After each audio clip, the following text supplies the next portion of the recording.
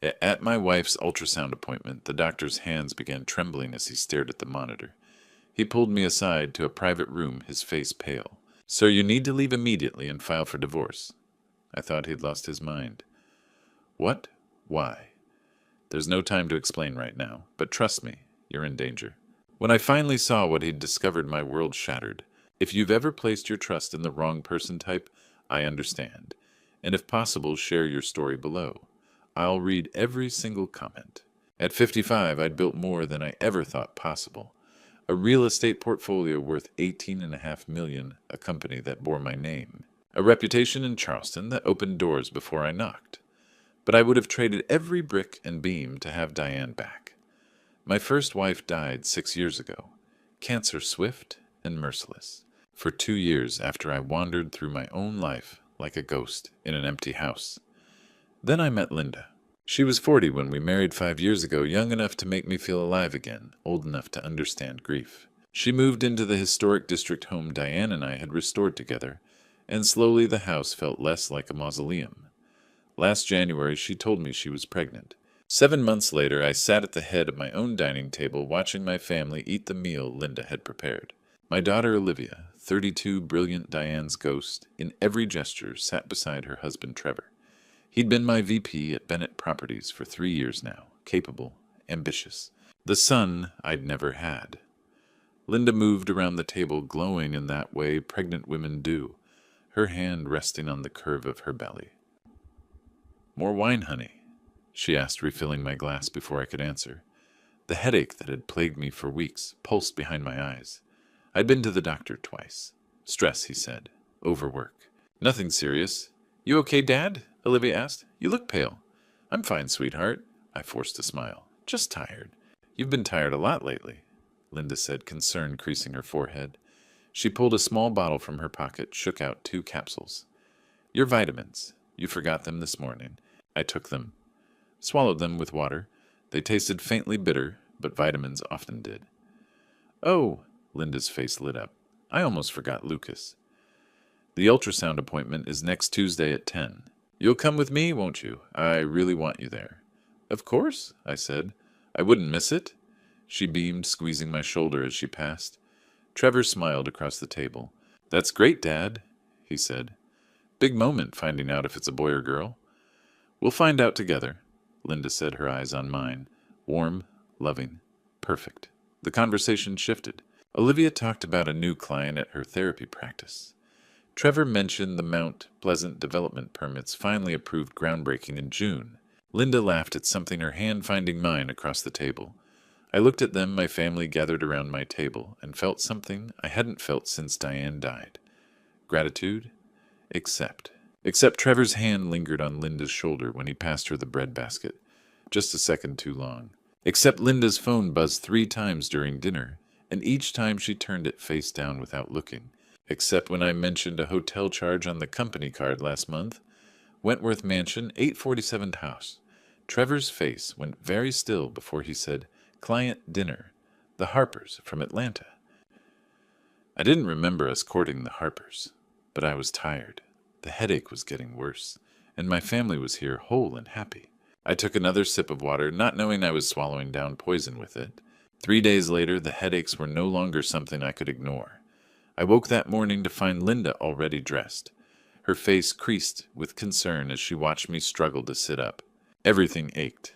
My joints felt like they'd been filled with lead, and the nausea hit before my feet even touched the floor. "Lucas, you're seeing Dr. Andrew Mitchell, L. today." Not a question. She was already holding my phone. "I'm calling right now." "I'm fine," I said, but even I didn't believe it anymore. The vitamins she'd been giving me weren't helping. If anything, I felt worse. "You're not fine." Her hand on my shoulder felt almost genuine. "Please, for me." Dr. Andrew Mitchell, L. had been my physician for 15 years. He listened patiently as I described the symptoms. The persistent headaches, the nausea that came in waves, the exhaustion that made climbing stairs feel like summiting a mountain. "Joint pain?" he asked, pressing on my knees. I winced. "Started a few days ago." He sat back, removing his stethoscope. "Lucas, you're 55. You run an $18 million real estate empire. You just took on that Mount pleasant development. He gave me that look doctors reserve for type A personalities. Classic stress. Your body's telling you to slow down. But the nausea? Stress can manifest physically. GI issues, headaches, fatigue textbook. He scribbled on his prescription pad. I'm ordering some blood work just to be safe, but I'd bet my license it'll come back normal. In the meantime, get some rest. Consider these if the anxiety gets worse. He handed me a script for anti-anxiety medication. Linda squeezed my hand. See, I've been telling you to take it easy. That evening, Linda brought me chamomile tea and another one of those horse pill vitamins. Dr. Andrew Mitchell, L., said, rest so rest. I'll handle dinner. She kissed my forehead like I was a child. I swallowed the capsule. The bitter taste lingered even after the tea. My phone buzzed. Olivia. Hey, Dad. Just checking on you. Linda said you saw Dr. Andrew Mitchell. L. He thinks it's stress. Good. That's good. A pause. Oh, and those DNA kits I mentioned. They arrived today. Trevor and I are going to do ours this weekend. Isn't that exciting? Something cold settled in my chest. Yeah, exciting. After we hung up, I stared at the ceiling, thinking about that dinner 3 nights ago. The way Linda's hand had trembled when she'd given me those vitamins. The look she'd exchanged with Trevor when Olivia mentioned DNA testing. My gut, the same instinct that had built a multi-million-dollar business, was screaming that something was wrong. But Dr. Mitchell had said stress. Linda had said rest. And that night when she handed me another capsule, I took it without question. I took another vitamin without question. The ultrasound appointment was Tuesday morning, 10 days after that dinner. Linda had been excited all week talking about nursery colors, baby names, whether we'd learned the gender. I drove us to the medical center at Charleston Women's Health, her hand resting on mine whenever I shifted gears. I'm so glad you're here, she said as we pulled into the parking lot. This is our moment, Lucas. Our family. Our moment. Our family. The ultrasound room was dim clinical, the screen glowing blue as the technician squeezed cold gel onto Linda's rounded belly. I stood beside the bed, holding her hand, watching the grainy image flicker across the monitor. There's the head, the technician said, moving the transducer wand slowly. And the heart-strong rhythm, 140 beats per minute. Everything's developing beautifully for 32 weeks. Linda squeezed my hand, smiled up at me with tears in her eyes. I smiled back, feeling nothing but the dull throb behind my temples that had become constant. Then the technician's hand stilled. Her eyes fixed on a second monitor, one displaying lab results instead of the ultrasound image. Something in her expression changed, just for a second. Excuse me? She said, standing abruptly. Yeah, I need to get Dr. James Rutherford, L. Standard protocol, nothing to worry about? She left before either of us could ask why. Linda laughed nervously. That's never a good sign, is it? I'm sure everything's fine, I said, but my chest felt tight. 5 minutes later, Dr. James Rutherford entered 50-something silver-haired, the kind of calm, authoritative presence that had delivered half of Charleston's babies over 30 years. He glanced at the ultrasound screen, then at the lab monitor, then at me, then at Linda. Mrs. Bennett, I have good news. The baby is perfectly healthy, strong heartbeat, proper development, no concerns whatsoever. He paused. But I do need to speak with your husband privately for a moment. Just some administrative matters regarding the prenatal screening panel. Linda frowned. Administrative matters now. It'll just take a minute. Dr. James Rutherford L.O.'s tone was gentle but absolute. He gestured toward the door. I followed him into a small consultation room down the hall. The door clicked shut behind us. Mr. Bennett. Dr. James Rutherford, L's voice was quiet professional. As part of our standard prenatal care, we run a comprehensive screening panel. One component is paternity confirmation, helps ensure accurate medical history for the child. He turned his computer screen toward me. The results came back this morning. I stared at the lab report. Bold letters across the top, paternity screening results. Biological father match identified in system, Donovan Trevor M., 99. 97% probability reference. Sample Employee Wellness Program. March 2025. The words blurred, refocused, blurred again. That's my son-in-law, I heard myself say. I know. Dr. I. James Rutherford Elwood's voice was steady, but his eyes held something that looked like carefully controlled anger. His DNA from Bennett Properties Employee Health Screening is in our database. The markers are a conclusive match. Mr. Bennett, I'm very sorry. The room felt airless. Does she know you've told me? No. The results were flagged for my review only. I wanted to speak with you first. Don't tell her. The words came fast, instinctive. When we go back in there, you tell us it's a healthy baby boy and everything is perfect. Nothing else. Dr. James Rutherford L. studied my face for a long moment. Mr. Bennett, I have to ask, are you safe at home? If you need resources, domestic support services. I'm fine. I stood legs unsteady. Just give me 1 minute. Then we go back and this conversation never happened. I stood alone in that consultation room, staring at Trevor's name on the screen, while 30 years of building a life, a company, a legacy, collapsed into a single undeniable truth. My wife was carrying my son-in-law's child, and the vitamins she'd been giving me for 3 months, the ones that made me weaker every day, suddenly made perfect, terrible sense. I walked back to the ultrasound room, smiled, kissed Linda's forehead. Everything okay? She asked. Perfect, I said. It's a boy. She cried happy tears. I held her hand while Dr. James Rutherford L. finished the scan, printed photos, offered congratulations. I drove us home, made lunch, admired paint swatches. And when Linda left for her prenatal yoga class that afternoon, I sat in my home office staring at the ultrasound photo of a baby who wasn't mine, and called the one person I'd trusted for 30 years. Robert, I said when my attorney answered, I need the best private investigator you know, and I need him today. 2 days after the ultrasound, I unlocked my home office and closed the door behind me. Linda was out another prenatal appointment, though now every appointment, every yoga class, every errand felt like a lie I'd been too blind to see. I spread everything across my mahogany desk.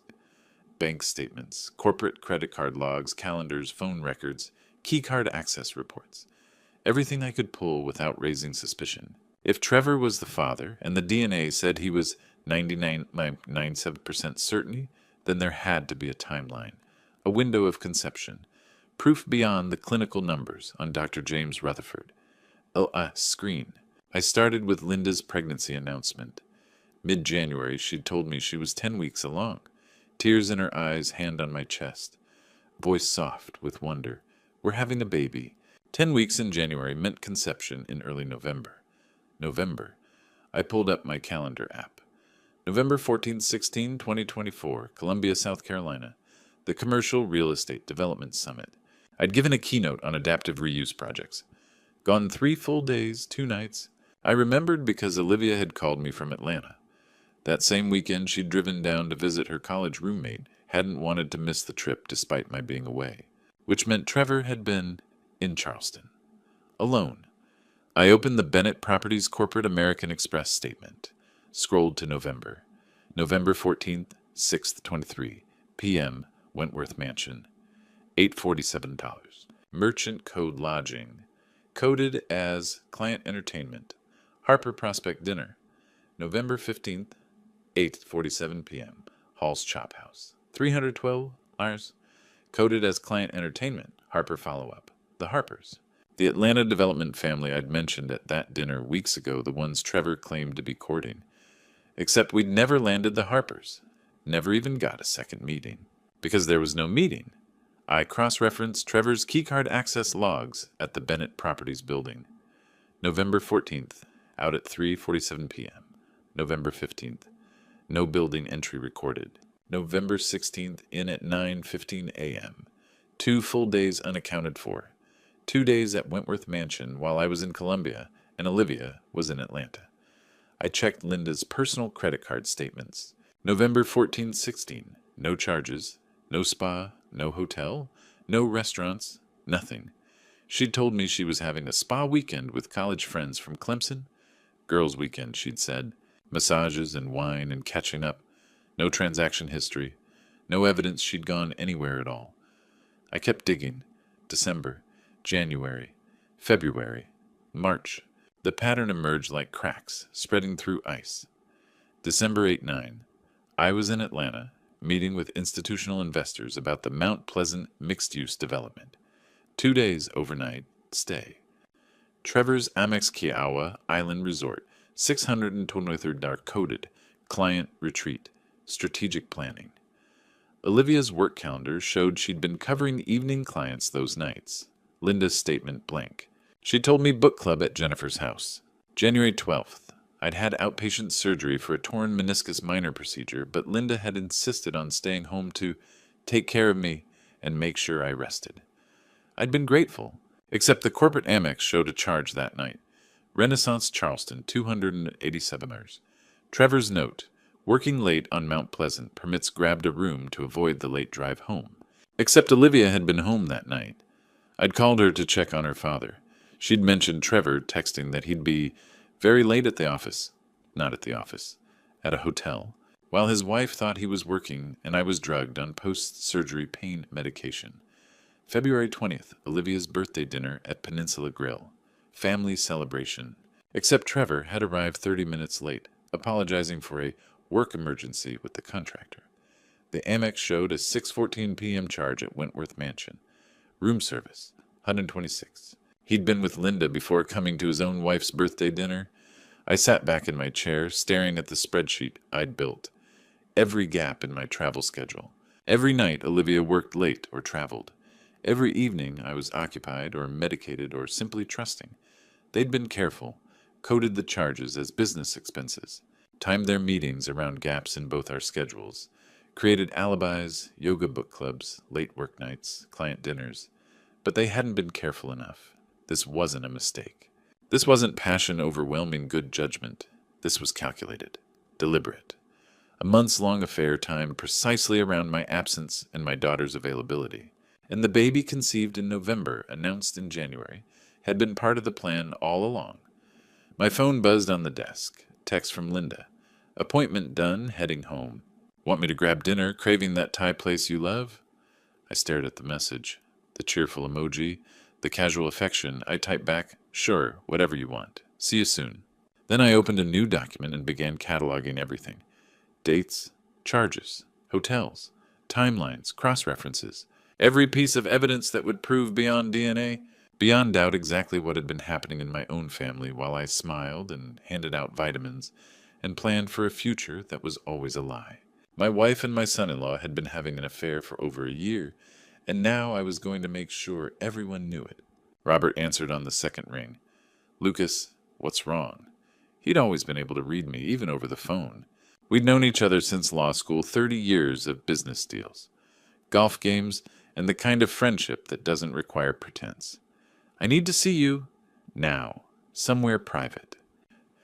20 minutes later, I sat across from him in a back booth at a coffee shop on King Street, the morning crowd providing cover. I slid the printed DNA results across the table without a word. Robert read in silence, his lawyer's face carefully neutral. When he looked up, his eyes held something I'd never seen there before.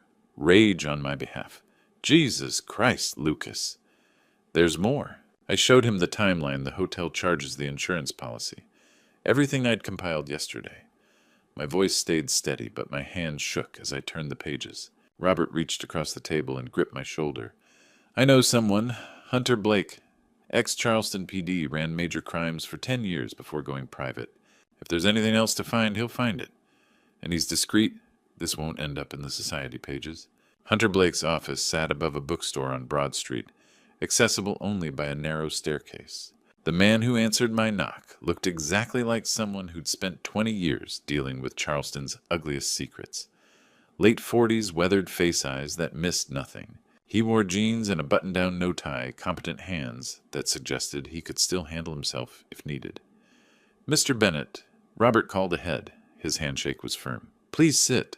His office was spare desk, 2 chairs, filing cabinets, a wall of framed commendations from his police days. No wedding ring, no personal photos. A man who kept his distance from the mess he investigated. Tell me what you need, he said, pulling out a legal pad. I walked him through it. The DNA results. The timeline. Trevor and Linda's affair, the hotel charges, the insurance policy.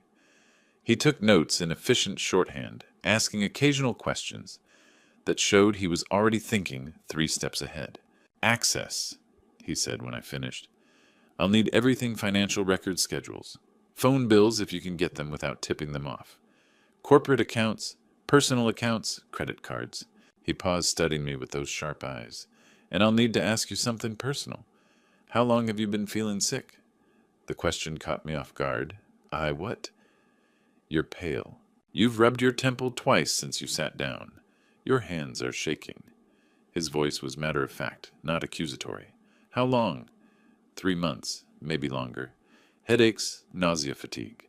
My doctor said stress. Hunter's expression didn't change, but something flickered in his eyes. We're going to add a medical investigation to the scope. Background check on Linda Bennett. Full workup, every place she's lived, every name she's used. Financial forensics on Trevor. And I want a complete accounting of everything you've ingested in the last 3 months. You think?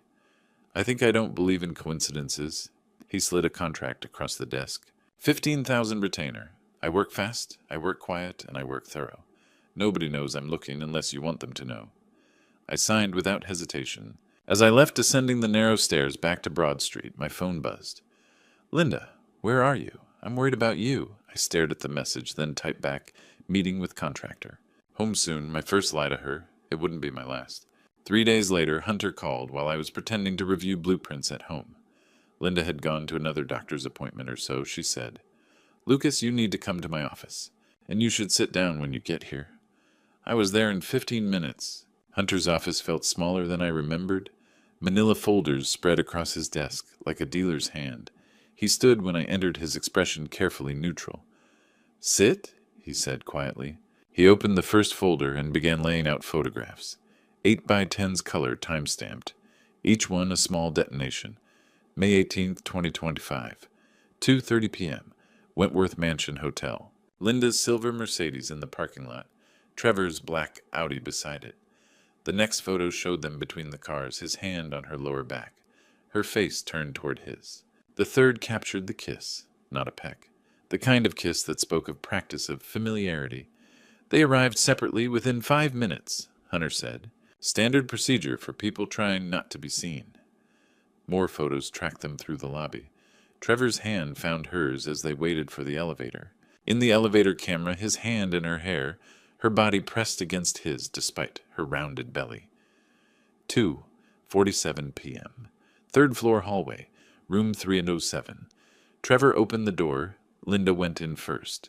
The door closed. 5:15 p.m. Same hallway. They emerged separately. Linda first checking her phone, smoothing her dress. Trevor, 2 minutes later, adjusting his tie. I couldn't breathe. This was Wednesday, 3 days ago. While I'd been at the Mount Pleasant site actually working, the room was charged to this. Hunter slid a credit card statement across. Bennett Properties Corporate American Express. Trevor M. Donovan. Line item Wentworth Mansion Hotel. Client entertainment. $487. That's embezzlement, Hunter said. Using company funds for personal expenses? Felony? I stared at the photos. Linda's hand on Trevor's chest. Trevor's fingers in her hair. The easy intimacy of it. This wasn't just sex. This was a relationship. A parallel life they'd built while I'd been signing insurance papers and swallowing poison. How long have you been watching? 3 days. They've met twice. Wednesday at the Wentworth, yesterday at a West Ashley development site, your property empty lot. He paused. This isn't over. It's ongoing. The nausea hit hard. I made it to his trash can before I was sick. My body rejecting the evidence along with everything else. Breakfast, the vitamins Linda had given me that morning. The last fragments of the life I'd thought I was living. Hunter handed me water without comment. There's more, he said when I could sit up. I started the background check on Linda. He slid another folder across the desk, thicker than the first. Linda Bennett didn't exist before 2019. I looked at him, not understanding. I mean literally. No credit history. No employment records. No address history. Nothing. She appeared out of thin air the year before she met you. His eyes held mine. That's not normal. That's not possible. Unless she's using a stolen identity. The photos on the desk seemed to multiply. Trevor's hand in Linda's hair. The time stamped 3 days ago. The embezzlement charges. The insurance policy. The baby that wasn't mine. And now this, my wife, wasn't even who she said she was. Who did I marry? I whispered. That's what I'm going to find out. But first I had to tell my daughter her husband was a traitor. I texted her that evening, can you meet me tomorrow? Just us. I need to talk about your mother's jewelry. A lie, but a necessary one. Trevor couldn't know. She met me the next afternoon at Waterfront Park, sitting beside me on a bench overlooking the harbor. The May sunshine felt obscene against what I was about to do. Dad, what's wrong? She'd always been able to read me. You look terrible. I need to show you something. My hands shook as I pulled out the DNA report. Olivia, I'm so sorry. She read in silence, her face going pale. This is Linda's prenatal test, but it says... Her eyes found the line. Paternal match, Trevor Donovan. 99.97%. There must be a mistake. Her voice was small, childlike. Trevor wouldn't. He couldn't. I handed her the envelope of photos. Didn't speak. Let the images tell the story I couldn't bear to say aloud. She looked at the first one, then the second. Her hands began to shake. When? She whispered. Wednesday, 3 days ago. But Olivia, I pulled out the November hotel charges. It's been going on for at least 7 months, maybe longer. With Linda, her voice cracked. My stepmother, the woman who... She couldn't finish. The sob came from somewhere deep, a sound I hadn't heard since Diane's funeral. We just bought a house, Dad. We were going to start trying for a baby. I thought... I pulled her against my shoulder, let her cry into my shirt the way she had when she was small, and the world had hurt her. Except this time I couldn't fix it with ice cream and a Disney movie. This time, the world had broken something fundamental. How long have you known? She asked, finally pulling back. The DNA results came Tuesday. The photos, yesterday. And you didn't tell me immediately. I needed to be sure. I needed evidence you couldn't deny because I knew... My voice broke. I knew this would destroy you. She was quiet for a long moment, staring out at the harbor. When she looked back at me, something had changed in her eyes. The softness had hardened into something sharp. What do we do? Those 4 words. Not what should I do or I can't believe this. What do we do? My daughter, my brilliant, strong daughter, asking how we fight back. We gather everything.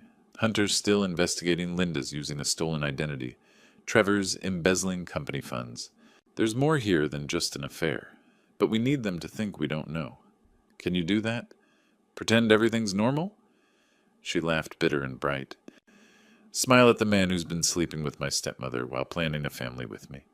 She wiped her eyes, straightened her shoulders. Yes, I can do that. And Dad.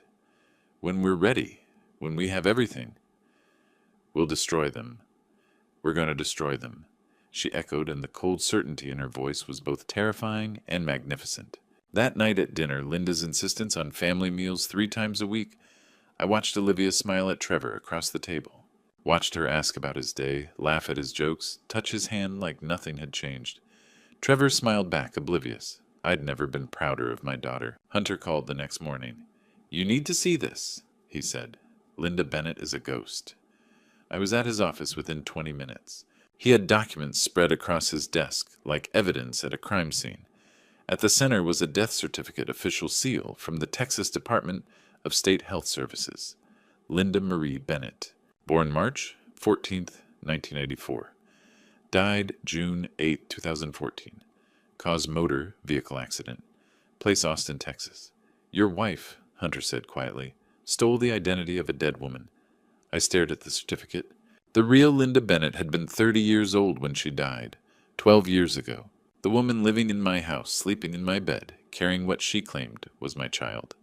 She'd been using this woman's name, her social security number, her entire identity, for at least 5 years. How my voice didn't sound like my own. Hunter pulled out more documents. A birth certificate, old school records from Austin, college transcripts from UT Austin, then nothing. A complete stop at June 2014. The real Linda Bennett was an only child. Parents died when she was in college, drunk driver. No close relatives. She worked as a graphic designer, kept to herself. Perfect target for identity theft, someone with a solid paper trail, but no one left to notice she was gone. He slid another document across. Your wife, whoever she is, started using this identity in 2019. That's when Linda Bennett suddenly reappeared after 5 years of being dead. New address in Savannah. New bank account. New driver's license with her photo. I looked at the driver's license photo. The face was Linda's. The name was a lie. The marriage license you signed in 2020. Hunter tapped another paper. Filed with the stolen social security number. Technically, your marriage might not even be legal. If she's still married under her real identity, or if she never properly established this false one, it's fraud. At minimum, possibly bigamy. Who is she? I asked. Her real name. That's what I'm working on. I found some digital footprints, online accounts, that seem to link back before 2019. A Michelle Torres shows up in some databases. Similar age, similar appearance. But that could be another stolen identity. This level of sophistication. He met my eyes. Lucas, she's done this before. This isn't amateur hour. This is someone who knows how to disappear and reappear as someone else. That takes practice. The room felt too small. I'd married a stranger. Worse than a stranger, someone who professionally deceived people, who stole identities. Like most people, changed clothes. Someone who'd targeted me deliberately. When we met, I said slowly, at that charity auction in 2019. She told me she was new to Charleston, just moved from Atlanta for a fresh start after a bad breakup. Probably all lies, Hunter said. Every story she's told you, every detail about her past, assume it's fiction. We don't know who this woman is, where she's really from, or what her real history looks like. What about criminal records? Can't check without knowing her real name. But if I had to bet, she has a history. You don't learn to forge documents and steal identities this cleanly without prior experience. And Charleston's not cheap.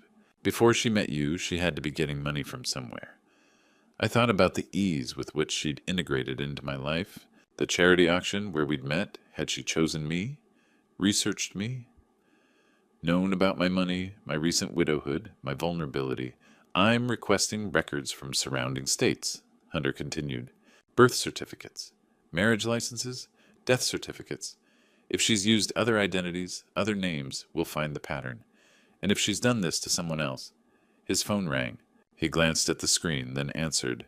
Hunter Blake. He listened, his expression darkening.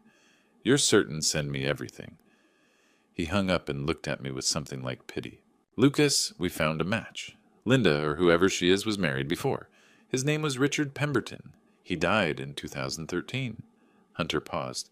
And according to his sister, who I just spoke with, he died under very suspicious circumstances. His name was Richard Pemberton. He died in 2013. He was 58, wealthy, and supposedly died of a heart attack.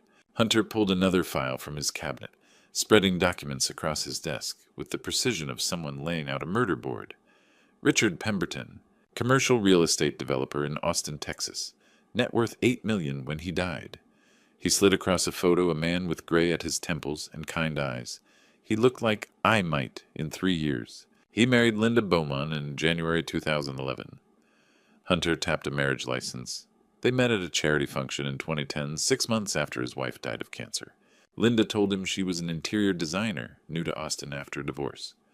All lies, I said. All lies. Within a year, Richard started getting sick. Headaches, nausea, joint pain, extreme fatigue. Sound familiar? Hunter met my eyes. His doctors said stress over work. Standard blood panels came back normal. They prescribed anxiety medication. My hand went to my temple. What happened? He died 18 months after they married. February 2013. Cardiac arrest, acute organ failure. Linda had him cremated within 48 hours. Hunter paused. No chance for a second opinion. No retesting. No exhumation. And the money. $8 million to Linda. His sister Amanda contested, claimed undue influence. Linda eventually settled for $5 million and disappeared. Hunter picked up his phone. Amanda's been waiting 12 years for someone to believe her. She wants to talk to you. He hit speaker. Mr. Bennett. A woman's voice, Texas accent, exhausted and angry. Amanda Pemberton. Hunter says you're married to the woman who killed my brother. I'm sorry. Richard called me 2 weeks before he died. Said he felt like he was dying. I told him to go to the hospital, but Linda convinced him it was just stress. Her voice broke. Mr. Bennett, does your wife give you vitamins? The floor dropped. Yes. Richard took vitamins every morning. Linda insisted. After he died, I had the bottle tested, spent my own money because the police wouldn't listen. It was clean. She'd replaced whatever she'd been giving him. Amanda's voice hardened. Don't take anything she gives you. Not food, not drinks, nothing. And for God's sake, don't let her cremate you. Hunter ended the call. The office was silent except for my ragged breathing. Lucas, Hunter said quietly, your headaches. When did they start? 3 months ago, maybe longer. When did you update your will? I stared at him. January. Linda asked me to add life insurance. $5 million. She said it was for the baby. Hunter stood. We need a toxicology screen? Today, private lab confidential. His eyes were grave. And Lucas, stop taking anything Linda gives you. Not her vitamins, not her tea, nothing that passes through her hands. I nodded, but my mind was on that photo. Richard Pemberton, 58, trusting dead. I'm not sick, I said. I'm being murdered. I went home each night and pretended everything was normal. Smiled at Linda over dinner. Declined her vitamins with excuses, stomach spin-off. Trying to eat better first. She frowned but didn't push. She thought she had time. Hunter called at 8 a.m. on the second day. Lucas, get to the lab. Dr. Andrew Mitchell was in his early 50s, gray-haired, with the calm manner of someone who delivered difficult news too many times to sugarcoat it. Hunter stood by the window. Mr. Bennett. Doctor. Rutherford didn't waste time. You have colchicine in your system. Significant levels. This is not accidental. What is that? An alkaloid substance from the autumn crocus plant. In small doses, 0.6 milligrams, it treats gout. In larger doses, it's extremely harmful, a particularly insidious one. He turned his screen toward me, showing a symptom timeline. It mimics natural illness. Heart problems, kidney issues, general decline. Most doctors miss it because it presents like a dozen other conditions. That's why it's historically been used in criminal cases. How much has she given me? Based on your blood levels and symptom timeline, I'd estimate 2 to 3 milligrams daily for 12 to 14 weeks. 4 to 5 times the therapeutic dose administered consistently. He met my eyes. You've been on a dangerous trajectory. Another month, and we'd be looking at irreversible multi-organ failure. The same cascade that took Richard Pemberton's life. Hunter stepped forward. The presentation is identical. Colchicine harm masquerading as cardiac event. Can you treat it? I asked. Yes. You stopped ingestion in time. We start chelation therapy immediately, aggressive hydration, organ monitoring. Your kidneys are stressed but functional. Liver enzymes elevated but not critical. He leaned forward. Mr. Bennett, you're fortunate to be here. The only reason you are is because whoever's been doing this miscalculated the timing. I thought about that afternoon in the ultrasound room 3 weeks ago. She ran out of time, I said. Lucas, this is attempted harm. Hunter's voice was urgent. Premeditated, documented, ongoing. We have medical evidence pattern from Richard's case, Amanda's testimony. We call Detective Walsh right now. No. Lucas, not yet. I looked at Dr. Rutherford. How long before I need treatment? You should start today, but if you're asking how long you can wait a week, maybe 10 days. Beyond that, you're risking permanent damage. 10 days. I turned to Hunter. The Charleston Preservation Society Gala is in 10 days.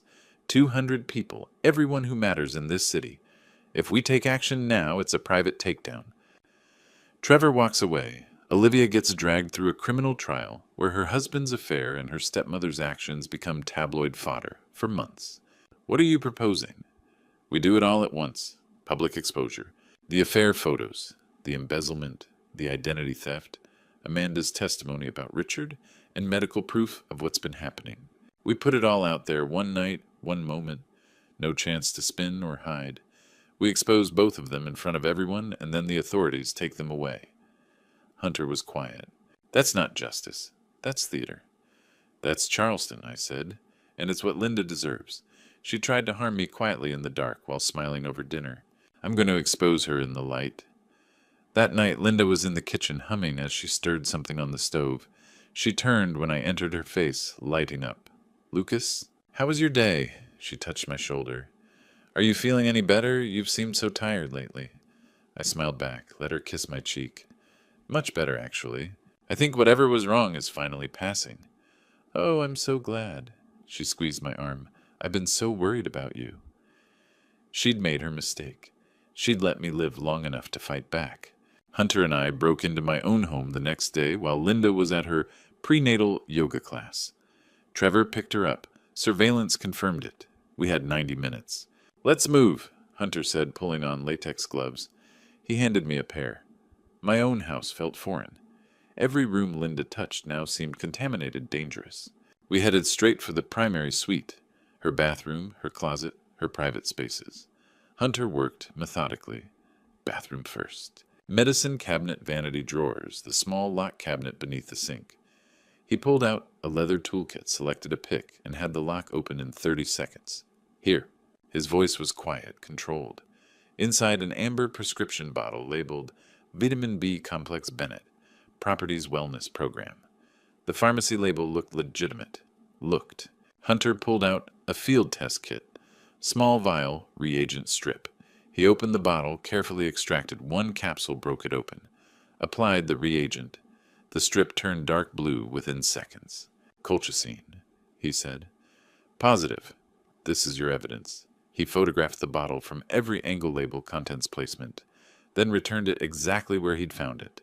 We kept searching. Linda's nightstand, locked. Hunter picked it. Inside a burner phone, encrypted. He connected a device, began copying data. This'll take 5 minutes. While he worked, I searched her closet. Designer clothes, jewelry, everything I'd bought her. Everything she'd used to build her perfect disguise. At the back, beneath a stack of sweaters, a manila folder, I opened it. Life insurance documents. My signature, except I'd never signed them. Policy amount increased from $2 million to $5 million. Beneficiary, Linda Bennett. Date, January 2025. Hunter. He looked up, saw my face cross the room, examined the documents. Forgery, he said flatly. She increased your policy without your knowledge, forged your signature. He photographed every page. More documents beneath bank statements. Cayman Islands account. Balance $127,000. Escape fund, Hunter muttered. She's been siphoning money for months. At the bottom of the folder, handwritten notes. Linda's handwriting, I recognized it from grocery lists. Birthday cards, all the small domestic lies. Trevor June, timeline, critical. After baby arrives cleaner, policy pays 60 days, post-event. Cayman transfer untraceable, Hunter photographed everything. She was planning to eliminate you after the baby was born, collect the insurance, and disappear with Trevor. My hands were steady as I put everything back exactly as I'd found it. Folder in the same position, sweaters stacked the same way, no trace we'd been there. We have enough, Hunter said as we left the bedroom. Attempted harm, conspiracy, forgery, fraud. We call Walsh right now. This ends today. No, I pulled off the gloves. 8 days. We stick to the plan. Lucas. She spent months planning this, months smiling at me while dosing me with that substance, months pretending to be pregnant with my child while carrying my son-in-law's baby. I met his eyes. She gets exposed in front of everyone. Then she gets arrested. Hunter exhaled slowly. 8 days. That night, Linda handed me a capsule at dinner. Your vitamin, honey? She said, smiling. You're looking so much better. I think they're really helping.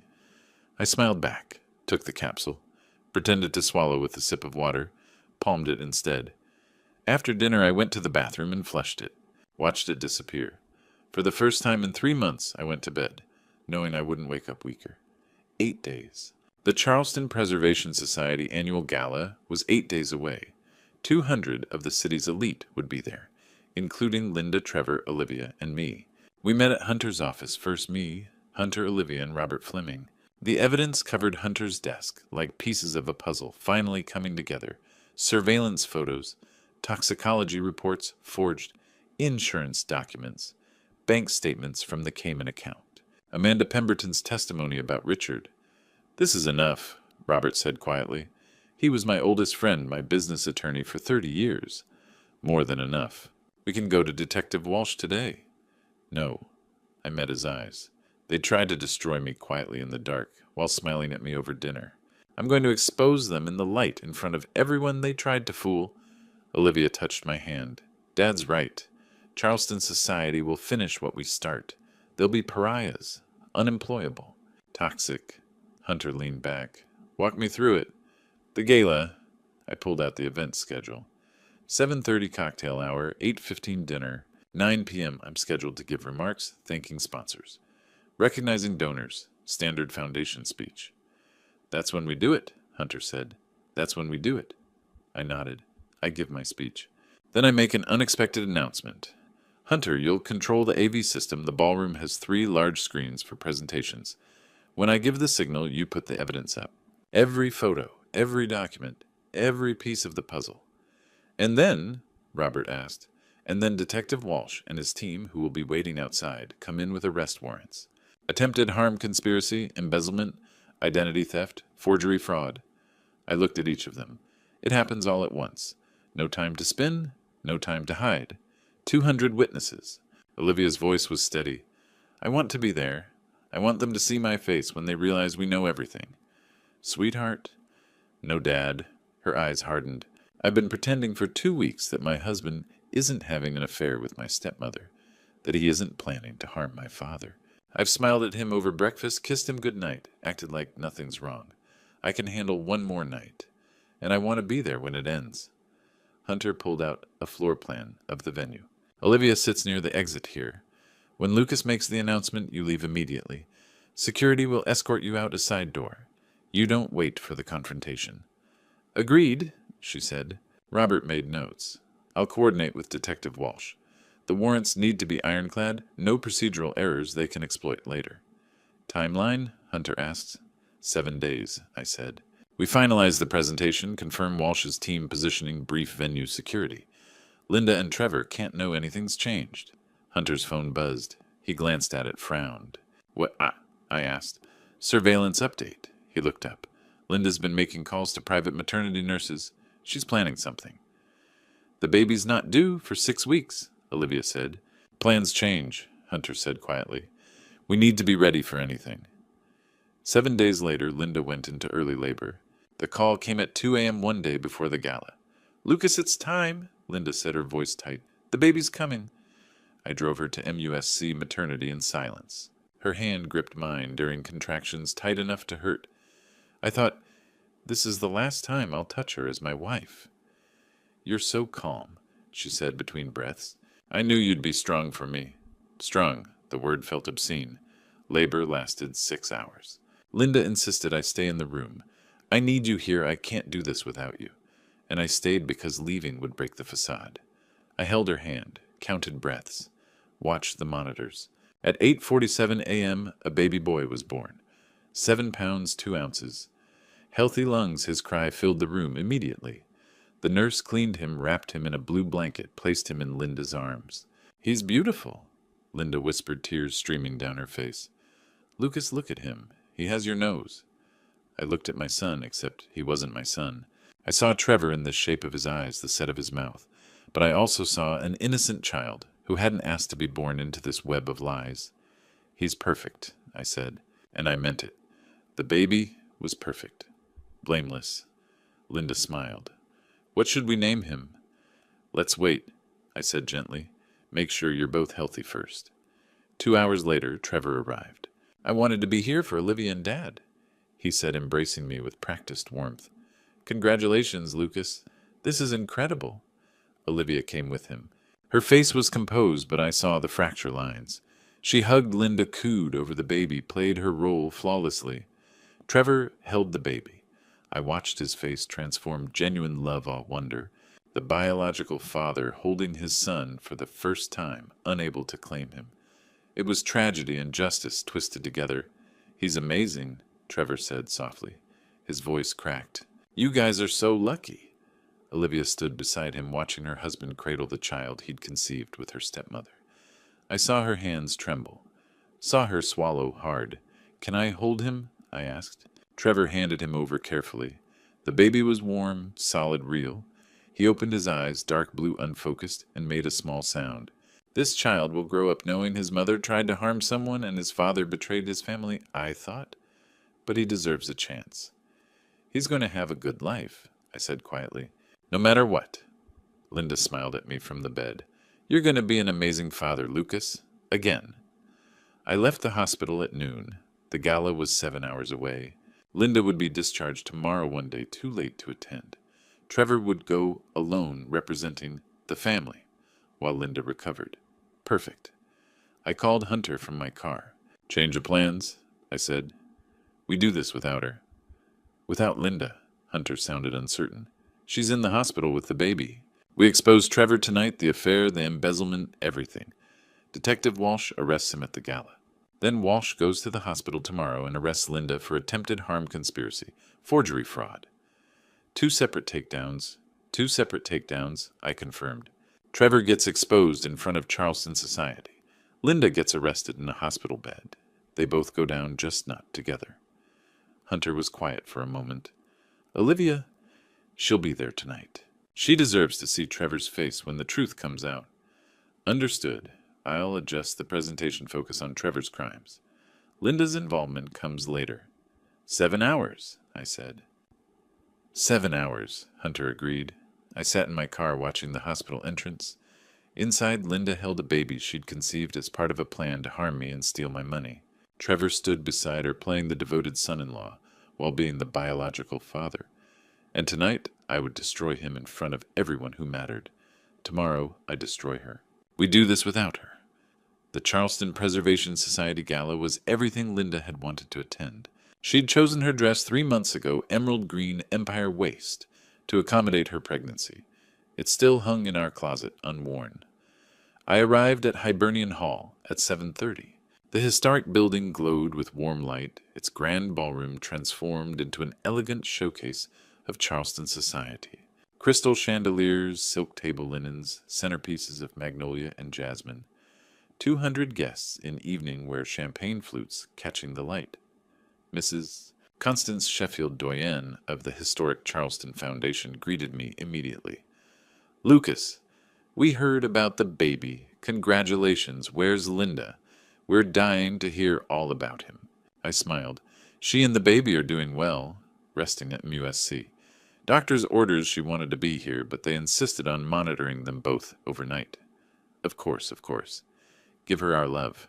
I moved through the crowd, shook hands, accepted congratulations, played the proud new father, the generous philanthropist, the pillar of Charleston society. Everything I'd always been on the surface.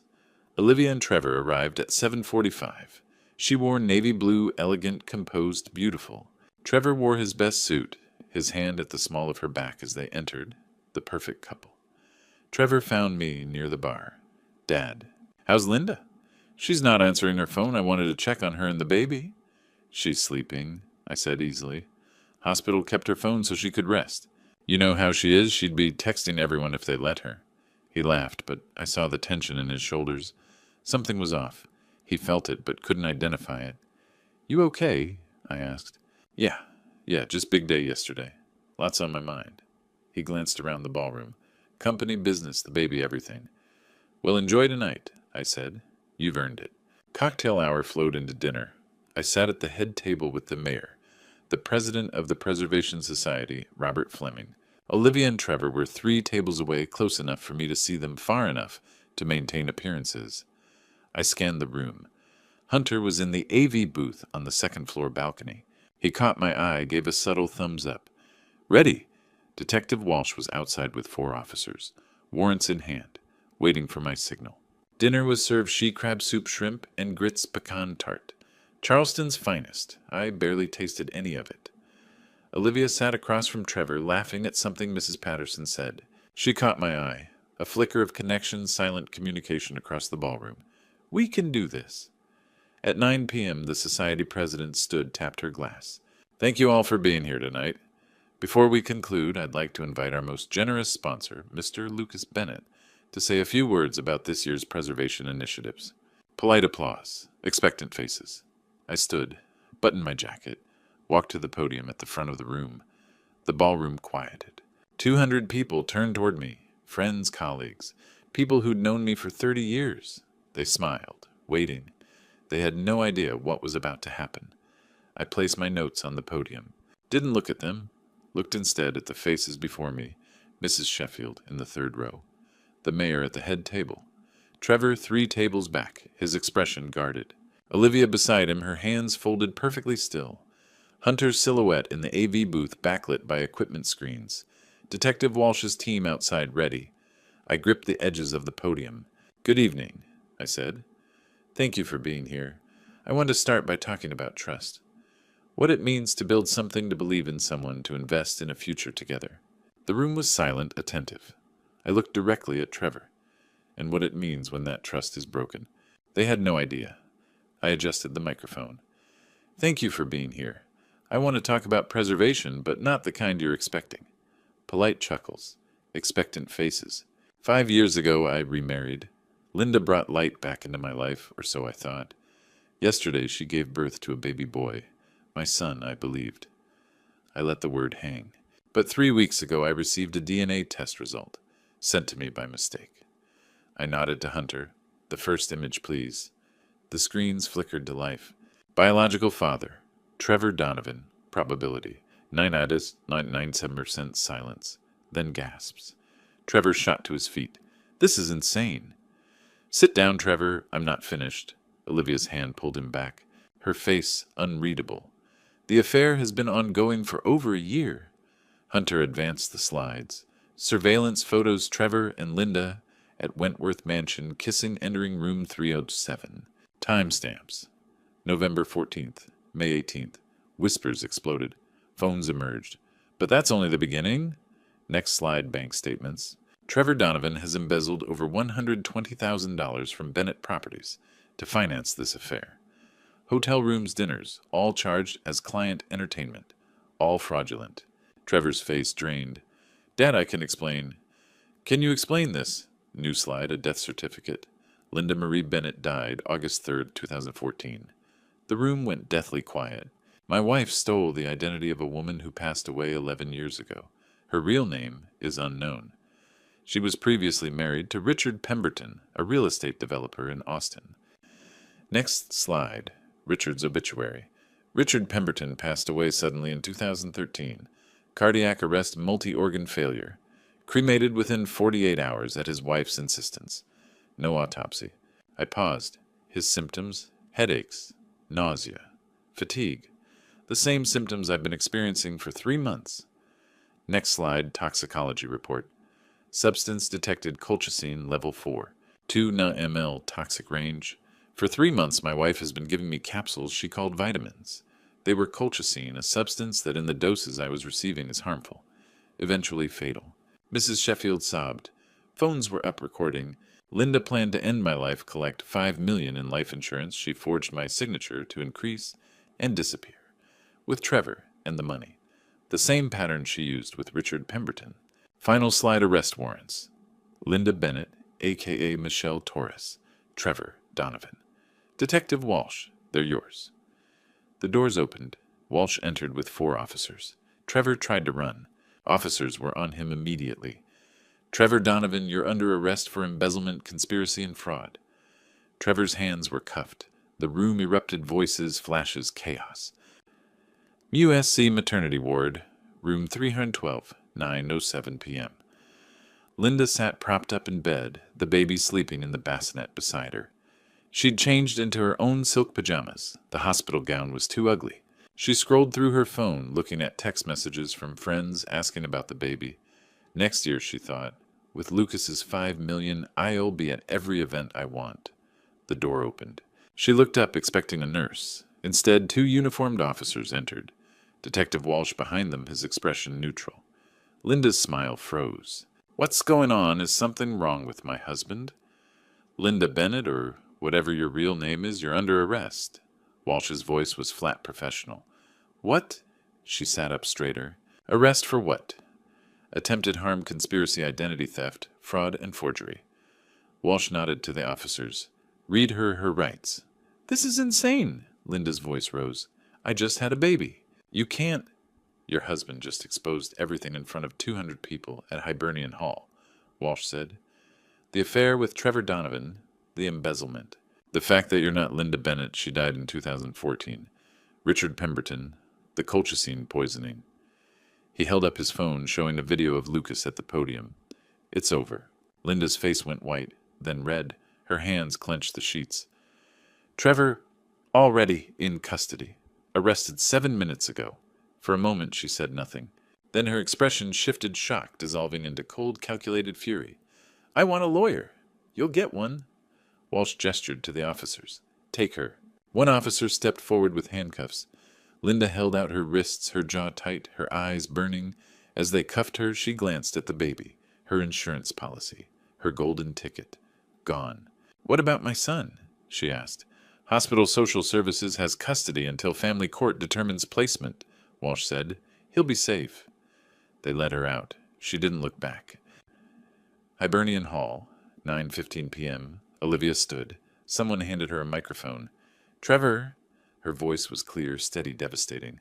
"I loved you. I trusted you. I wanted a family with you. You destroyed that." She paused. "I'm filing for separation tomorrow, and I thank God we never had children together." The room burst into applause. Mrs. Sheffield rushed to embrace her. The mayor shook my hand. Robert Fleming appeared at my side. My phone buzzed. Text from Walsh. "Linda in custody. Baby safe. Both suspects transported. It's done." As they led Trevor out in handcuffs, he looked back at me. Not with anger, with something that looked almost like relief. The story hit every news outlet by midnight. Charleston real estate mogul exposes wife's conspiracy at charity gala. I woke the next morning to over 200 text messages. News vans lined the street outside my house. My phone rang constantly. Reporters, old friends, curiosity seekers. Robert Fleming arrived at 8 a.m. "Don't say anything to the press," he said firmly. "Not a word. I'll handle statements. You focus on recovery and Olivia." The arraignments happened within 48 hours. Linda appeared via video from the detention center. Orange jumpsuit, hair pulled back, no makeup. She looked nothing like the woman who'd smiled at me over dinner for 5 years. The judge denied bail. Flight risk is extreme. Defendant used a stolen identity, has unknown true name access to offshore accounts. Remanded to custody pending trial. Linda's face remained blank, cold, calculating. Trevor's arraignment was in person. His parents sat in the back row, his mother crying, his father stone-faced. Bail set at $500,000. They paid it. Then outside the courthouse, his father made a statement to the press. "We are horrified by our son's actions. He has brought shame to our family. We will cooperate fully with authorities." Public disownment, swift and brutal. Olivia filed for separation 3 days after the gala. "Fraud, infidelity, emotional harm," Robert explained as he reviewed the paperwork. "South Carolina allows expedited proceedings in cases of documented infidelity. 30 days uncontested. Trevor's not fighting it. His lawyer advised him not to." "Good," Olivia said quietly. She signed the papers without hesitation. I watched her hand move across the page, steady, certain. My daughter was stronger than I'd ever given her credit for. The baby remained in state custody. "Hospital Social Services has temporary guardianship," Robert explained. "Trevor's parental rights are under review. His criminal charges complicate things. Linda's rights will be terminated given the charges against her." "What happens to him?" I asked. "Foster care most likely, then adoption if parental rights are fully terminated." I thought of the baby, 7 pounds, 2 ounces, dark blue eyes. Innocent, blameless. "He deserves a good family," I said. "Someone who'll love him despite where he came from." Olivia touched my hand. "We'll make sure he's taken care of, Dad. Somehow." 2 weeks after the gala, we met with Robert and Detective Walsh for a strategy session. "Texas approved the exhumation order for Richard Pemberton," Walsh said. "If we find colchicine in the remains, Linda faces additional charges in Texas. Potentially capital charges?" Robert nodded. "Federal charges are also likely wire fraud, interstate identity theft. Trevor's looking at 10 to 15 years. Linda's looking at life without parole, possibly more if Texas pursues their case." "Her real name?" I asked. "Still unknown," Walsh admitted. "We're running prints through every database. She's been careful no prior arrests under any identity we can find." Hunter spoke up from the corner. "I'm working on it. She slipped once, she'll slip again." That night, Olivia and I had dinner at home. Just the two of us. No press, no lawyers, no police. Quiet.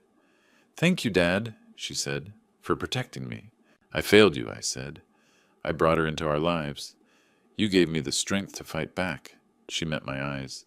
"You showed me what real integrity looks like, even when it cost you everything."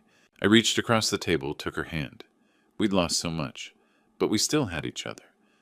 3 months later, the trial began. The courtroom was packed. South Carolina versus Linda Bennett or Michelle Torres, as we finally learned her real name, had drawn national attention. Hunter's investigation had broken through Michelle Torres, born in Shreveport, Louisiana. Prior arrests for fraud in 3 states under different names, a ghost who'd left devastation in her wake. The evidence was overwhelming. DNA results, surveillance photos, toxicology reports, bank statements, forged insurance documents, Amanda Pemberton's testimony. And the final piece, Richard Pemberton's exhumation, confirmed colchicine in the bone marrow. Texas filed separate charges. The jury deliberated for 4 hours. We find the defendant, Michelle Torres, guilty on all counts. Life without parole in South Carolina, another life sentence in Texas for Richard's case. Michelle's face remained cold as they led her away. No tears, no remorse, just ice. Trevor's trial was shorter. He accepted a plea deal, 12 years eligible for parole after 8. Embezzlement, conspiracy, fraud. At sentencing, he looked at Olivia. "I'm sorry, Olivia, for everything." She didn't respond, just stood, held her head high, and walked out. 6 months after the trials, life began to resemble normal again. My health had fully recovered. Dr. Rutherford pronounced me clear. No residual organ damage, just routine monitoring. Bennett Properties was stronger than ever. Trevor's embezzlement had been repaid through asset seizure. I established a foundation in Diane's name, the Diane Bennett Fund for Domestic Violence Prevention and Elder Protection. Our first grant went to a program training doctors to recognize coercive control and slow-acting harm. Olivia returned to her work as a therapist, specializing now in betrayal trauma. She told me once, "Helping others heal helps me heal." The baby, now almost 6 months old, had been adopted by Amanda Pemberton. "Richard would have wanted this," she told me, when the adoption finalized. "This child gets a fresh start, a family that will love him for who he is, not what he represents." It felt like justice. Imperfect, but real. On a cool November afternoon, I visited Diane's grave. The magnolia tree we'd planted had grown tall, its branches spreading wide. I sat on the bench beneath it. "I'm okay now, Diane," I said quietly. "I think you'd be proud of how Olivia and I fought back, how we protected each other." I paused. "I miss you every day, but I'm finally ready to live again." The wind rustled through the leaves. Peaceful. Sunday brunch with Olivia had become our new tradition. Her place this time a small townhouse in the French Quarter she'd bought after the divorce finalized. "I'm thinking about dating again," she said, pouring coffee. "Me too, actually." I smiled. "I met someone at the museum fundraiser last week. Jennifer, curator of American history. We're having coffee Tuesday." "Dad," Olivia's eyes lit up. "That's wonderful." "One coffee?" I said. "We'll see." She reached across the table, squeezed my hand. "We're going to be okay." "Yeah," I said. "We are." Sunlight streamed through the windows. We talked about her clients, my projects, the Foundation's upcoming gala. Normal things, good things. The scars would always be there, but scars meant we'd survived. And survival, I'd learned, was the first step to living again. I'm sharing this on Grandpa Stories because I don't want you to make my mistakes. Don't be like me. Don't trust without verifying backgrounds. Don't ignore persistent health symptoms your doctors dismiss. Don't let loneliness blind you to red flags. Every Grandpa Stories episode teaches hard-earned wisdom. This one taught me God gave us instincts for protection. Listen to them. When God places people in your life who truly love you, like my daughter Olivia, hold on to them fiercely. I should have died from that colchicine. That ultrasound appointment happening exactly when it did wasn't coincidence, it was God's grace saving my life. I share this on Grandpa Stories as both warning and testimony. Predators exist, but so does Providence. The Grandpa Stories community exists to protect each other through shared wisdom. Stay vigilant. Verify everything. Trust wisely. Thank God daily. A survivor. Grandpa Stories.